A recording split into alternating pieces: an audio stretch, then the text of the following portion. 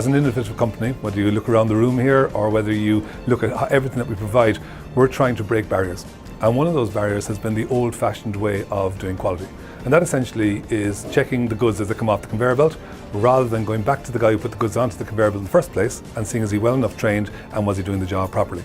So when you mention to clients that they're going to be self-policing, the client immediately goes into the understandable assumption that of course the agent is going to say that they did everything right.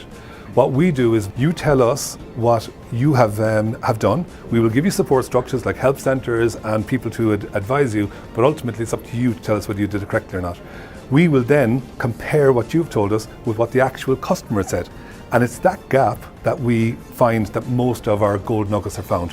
Because quite often, in fact mostly, it's the agent thought they were doing a good job, but they actually weren't. And by telling us when the poor survey comes in that, oh, but I did a good job, we can then measure the self-awareness. And it's the self-awareness rather than the attitude is where you get good customer experience. And by looking through the data in Scorebuddy, and we've gathered a huge amount of agent touch points now, we are seeing that in a huge amount of areas, it's self-awareness is the problem, not the actual attitude or poor customer service. They really thought they were doing a good job.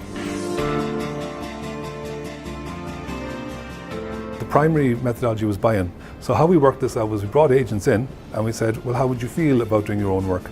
And I suppose, having been one myself, the hardest job in the company and the inverted commas, the most important one is the agent. But they're tied to the desk. And the idea of doing something a little bit different really appealed to them. So then we brought them on board in terms of how do we train it out to you, and then we started to roll it out.